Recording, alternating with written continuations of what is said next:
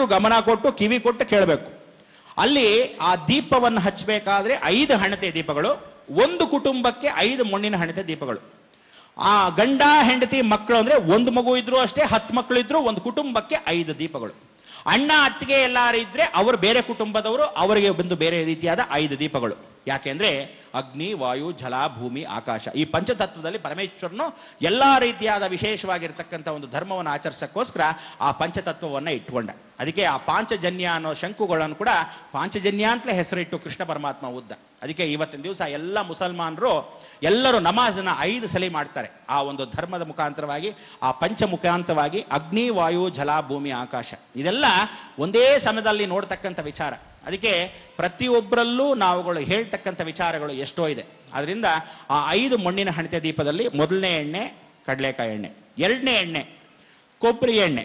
ಈ ಕೊಬ್ಬರಿ ಎಣ್ಣೆ ಏನು ಅಂದ್ರೆ ಸಾಕ್ಷಾತ್ ಕಲ್ಪವೃಕ್ಷ. ಅಚ್ಯುತಾಯ ನಮಃ, ಅನಂತಾಯ ನಮಃ, ಗೋವಿಂದಾಯ ನಮಃ. ಅಚ್ಯುತಾಯ ಕಲ್ಪವೃಕ್ಷಾಯ, ಅನಂತಾಯ ಕಾಮಧೇನವೇ, ಗೋವಿಂದಾಯತಿ ಚಿಂತಾಮಣಿಯೇ ಸ್ವಾಹ. ಅಂದರೆ ಅಚ್ಯುತಾಯ ಕಲ್ಪವೃಕ್ಷ ಅಂದ್ರೆ ಪ್ರತಿಯೊಬ್ಬರ ಮನೆಯಲ್ಲೂ ತೆಂಗಿನ ಮರ 2 ಇರಲೇಬೇಕು ಅಂತ ಹೇಳ್ತಾ ಇತ್ತು ಆ ಕಾಲದಿಂದ. ಗೋವಿಂದಾಯತಿ ಚಿಂತಾಮಣಿಯೇ ಸ್ವಾಹ. ಆ ಚಿಂತಾಮಣಿ ಇದ್ದ ಹಾಗೆ ಪರಿಪೂರ್ಣವಾಗಿ ನಾಗಮಣಿ ಅಥವಾ ಸಾಲಿಗ್ರಾಮ ಪ್ರತಿಯೊಬ್ಬರ ಮನೆಯಲ್ಲೂ ಇರಲೇಬೇಕು ಅಂತ. ಅದಾದ ಮೇಲೆ ಗೋ ಮಹಾದೇವಿ ಅಂತ. ಅದಕ್ಕೆ ಕಾಮಧೇನುವಾಗಿರ್ತಕ್ಕಂಥ ಗೋವು ಬಹಳ ವಿಶೇಷ. ಈ ಗೋ ಹತ್ಯೆ ಮಹಾಪಾಪ ಅಂದ್ರೆ ಯಾವ ಕಾಲಕ್ಕೂ ಎಷ್ಟೋ ಜನಕ್ಕೆ ಗೋ ಹತ್ಯೆ ಮಾಡಿಬಿಟ್ಟಿರ್ತಾರೆ ಗೊತ್ತಿಲ್ಲದೆ. ಅವರು ತಾತ ಮುತ್ತಾತದ ಕಾಲದಿಂದ ಮಾಡಿರ್ತಕ್ಕಂಥ ಗೋ ಹತ್ಯೆಗೆ ಅನುಭವಿಸ್ತಕ್ಕಂಥದ್ದು ಯಾರು ಗೊತ್ತಾ? ಮೊಮ್ಮಕ್ಕಳು. ಆದ್ರಿಂದ ಆ ಗೋ ಹತ್ಯೆ ಮಹಾಘೋರವಾಗಿರ್ತಕ್ಕಂಥದ್ದು. ಗೋವನ್ನ ಒಂದು ಸಲ ಸಾಯಿಸಿದ್ರೆ ಗಂಡ ಹೆಂಡತಿ ಬೇರೆ ಆಗ್ಬಿಡ್ತಾರೆ. ಎರಡನೇದಾಗಿ ಲಿವರ್ ಕ್ಯಾನ್ಸರ್ ಬರುತ್ತೆ, ಹೊಟ್ಟೆ ಭಾಗದಲ್ಲಿ ಡಯಾಲಿಸಿಸ್ ಆಗತ್ತೆ, ಕಿಡ್ನಿ ಡಯಾಲಿಸಿಸ್ ಆಗತ್ತೆ, ಹೊಟ್ಟೆ ಉಬ್ರ ಆಗತ್ತೆ, ಒಳಭಾಗದಲ್ಲಿ ಹಾರ್ಟ್ ಅಲ್ಲಿ ಹೋಲ್ ಬರುತ್ತೆ, ಗಂಡ ಹೆಂಡತಿಗೆ ಮಕ್ಕಳಿಲ್ಲದೆ ಹೋಗ್ತಾರೆ. 4ನೇ ವಂಶಕ್ಕೆ ಕರೆಕ್ಟ್ ಆಗಿ ಆ ಮಕ್ಕಳಿಗೆ ಪೋಲಿಯೋ ತರ ಕಾಲುಗಳು ಹುಟ್ಟುತ್ತೆ, ಕಣ್ಣಿಲ್ದೇ ಇರತಕ್ಕಂಥ ಮಕ್ಕಳು ಹುಟ್ಟುತ್ತಾರೆ, ಚರ್ಮ ವ್ಯಾಧಿ ಬಂದು ಹೋಗಿ ಹುಟ್ಟಿರ್ತಾರೆ. ಇದೆಲ್ಲ ಯಾಕೆ ಅಂದ್ರೆ ಆ ಗೋ ಮಹಾ ಹತ್ಯೆದಿಂದ ಕಲ್ಪವೃಕ್ಷದ ತೆಂಗಿನಕಾಯಿ ಮುಖಾಂತರ ಬರೋದು ಕೊಬ್ಬರಿ ಎಣ್ಣೆನ ಹಚ್ಚಬೇಕು. ಎರಡನೇದಾಗಿ. ಮೂರನೇದಾಗಿ ಎಳ್ಳೆಣ್ಣೆ. ಈ ಎಳ್ಳೆಣ್ಣೆ ಏನು ಅಂದ್ರೆ ಯಾವ ಕಾಲಕ್ಕೂ ತಿಳ್ಕೊಳ್ಳಿ, ಎಳ್ಳು ಅಂದ್ರೆ ಕರ್ಮದೇವತೆ.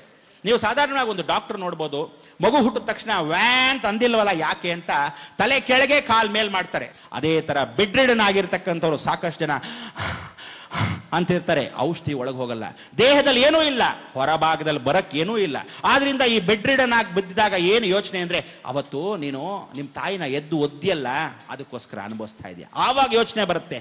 ನಿಮಗೆ ಸಿಕ್ಕಿರ್ತಕ್ಕಂಥ ಎಣ್ಣೆಗಳನ್ನ ತಗೋಬಹುದು, ನಿಮಗೆ ಗೊತ್ತಿರ್ತಕ್ಕಂಥ ಎಣ್ಣೆಯನ್ನ ತಗೋಬಹುದು.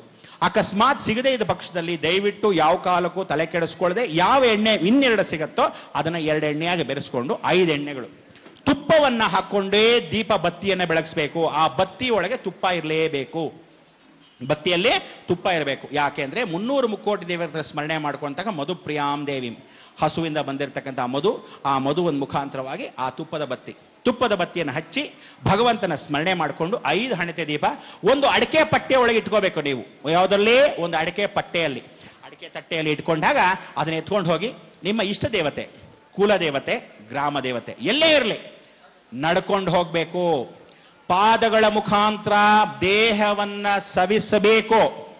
ಇತಿಹಾಸದಲ್ಲಿ ನೀವು ಯಾವ ಕಾಲಕ್ಕೂ ವ್ಯತ್ಯಾಸ ಮಾಡಿದ್ರೆ ಡ್ರೆಸ್ ಕೋಡ್ ಬಹಳ ಮುಖ್ಯ. ಏನು ಅಂದ್ರೆ ಬಹಳ ಜನ ಸೀರೆ ಉಟ್ಕೊಳ್ಳೋದೇ ಇಲ್ಲ, ನೈಟಿಗಳು ಹಾಕೊಂಡೇ ಹೋಗಿ ದೀಪ ಹಚ್ಬಿಡ್ತೀರಾ, ಹೇಳಕ್ಕಾಗಲ್ಲ, ಕರ್ಮ. ಇನ್ನು ಮೇಲೆ ಪ್ಯಾಂಟು ಶರ್ಟ್ನ ಅಲಂಕಾರ ದೇವ್ರಿಗೆ ನೋಡ್ಬೇಕಾಗತ್ತೋ ಏನೋ, ದೇವ್ರು ಕೂಡ ಪ್ಯಾಂಟು ಶರ್ಟ್ ಅಲಂಕಾರ ಎಲ್ಲಾದ್ರೂ ಇದೆಯಾ? ಇಲ್ಲ. ಆದ್ರಿಂದ ದಯವಿಟ್ಟು ಆ ರೌಕೆ ದೇವಿಗೆ ಇಷ್ಟ ಆಗಿರೋದ್ರಿಂದ ದೇವಿಗೆ ಸೀರೆಗಳನ್ನ ಗೌರವಾರ್ಥವಾಗಿ ಹಾಕ್ತಾರೆ. ಹೆಣ್ಣು ಮಕ್ಕಳು ನಾರಿ ಪ್ರಥಮ ಧರ್ಮ ಅಂತ ಹೇಳಿ ಆದಿಶಂಕರಾಚಾರ್ಯ ಹೇಳಿದಾಗೆ ನೀವೆಲ್ಲ ಮೊದಲನೇ ಧರ್ಮ ಏನು, ಸೀರೆಗಳನ್ನ ಗೌರವವಾಗಿ ಗಂಡ ಹೆಂಡತಿ ಮಕ್ಕಳ ಸಮೇತ ಹೋಗ್ಬೇಕು. ಯಾವ ಕ್ಷಣ ಬರುತ್ತೋ, ಮಧ್ಯಾಹ್ನದಲ್ಲಿ ಬರುತ್ತೋ ಮುಹೂರ್ತ, ಬೆಳಗ್ಗೆ ಬರುತ್ತೋ, ಸಾಯಂಕಾಲ ಬರುತ್ತೋ, ಯಾವ ದಿನ ಬರುತ್ತೋ, ಆ ಲಿಮಿಟೇಷನ್ ಟೈಮ್ ಪೀರಿಯಡ್ ಅಲ್ಲಿ ಬರುತ್ತೋ ಗೊತ್ತಿಲ್ಲ.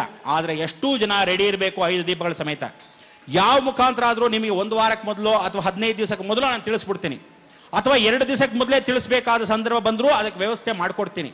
ಆದರೆ ದಯವಿಟ್ಟು ಆ ದೀಪಗಳನ್ನು ಹಚ್ಚಬೇಕಾದ್ರೆ ಹೆಂಡತಿ ಹೋಗ್ತಾಳೆ, ನಮ್ಗೆ ಯಾಕೆ, ನಾನು MP ಆಗಿದ್ದೀನಿ, ನಾನು ಹಾಗೆಲ್ಲ ದೀಪ ಹಚ್ಚಕ. ನೀನು MP ಆದ್ರೆ ದೇವರ ಕಾಲಿಗೆ ಕಸದ ಸಮಾನ.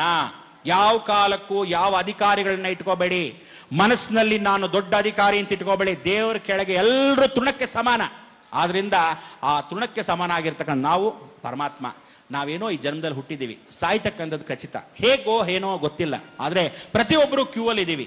ಆ ಕ್ಯೂ ಅಲ್ಲಿ ಇರ್ತಕ್ಕಂಥ ನಾವುಗಳು ಯಾವ ಕಾಲಕ್ಕೂ ಆ ಕ್ಯೂ ಅನ್ನು ಬಿಟ್ಟು ಹೋಗಕ್ಕಾಗಲ್ವೇ, ಕರಿತಾ ಇದ್ದಾಗ ತಕ್ಷಣ ಮಾರ್ಗದಲ್ಲಿ ಹೊಟ್ಟೋಗ್ತಾ ಇರಬೇಕು. ಆದ್ರಿಂದ ನೀವುಗಳು ಆ ಒಂದು ಪರಿವರ್ತನೆ ಮಾಡಿಕೊಳ್ಳದೆ, ಭಗವಂತ ನನ್ನನ್ನು ಕಾಪಾಡು, ನನ್ನ ಶತ್ರುಗಳನ್ನ ಕೂಡ ಕಾಪಾಡು, ಯಾಕೆ ಅಂದ್ರೆ ಈ ಜನ್ಮದಲ್ಲಿ ಏನೋ ಶತ್ರು ಆಗ್ಬಿಟ್ಟಿದ್ದಾನೆ ಅಂತ ಹೇಳಿ ಅವನ ಸ್ಮರಣೆ ಕೂಡ ಮಾಡ್ಕೊಳ್ಳಿ.